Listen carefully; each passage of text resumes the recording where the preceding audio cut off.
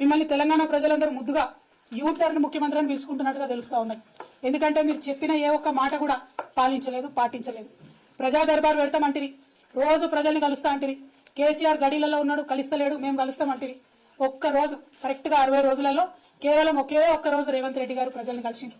ఆ తర్వాత నుండి ఇప్పటి వరకు ఆయన మళ్ళీ ఎప్పుడు కూడా మొహం చూసిందే లేదు. ఆ ప్రజాపాలన నిర్వీర్యం చేయడానికి, ప్రజా దర్బార్ నిర్వీర్యం చేయడానికి ఒక మంత్రిని ఒక రోజు కూర్చోబెట్టిండ్రు. ఆ తర్వాత నుంచి ఓన్లీ అధికారులను కూర్చోబెడుతున్నారు. ఆ తర్వాత ఏం చేసిండ్రు? రాష్ట్రంలో ఉన్న వాళ్ళంతా ఇక్కడికి వచ్చేందుకు హైదరాబాద్ జిల్లాలలోనే ప్రజాపాలన పెడతామని చెప్పారు. నేను చెప్పింది అదే కదా, ప్రజల వద్దకే పాలన పోవాలనే చిన్న జిల్లాలు చేస్తుంది, మండలాలు ఏర్పాటు చేస్తుంది, కొత్త కొత్త జీపీలను క్రియేట్ చేస్తుంది, తండాలను గ్రామ పంచాయతీలు చేస్తుంది. పాలన వికేంద్రీకరణ జరగాలని మేము కోరుకుంటే పాలన సెంట్రలైజేషన్ జరగాలని మీరు కోరుకున్నారు. కోరుకున్న ఒకే ఒక్క రోజులో మీకు అనుభవం అర్థమైంది.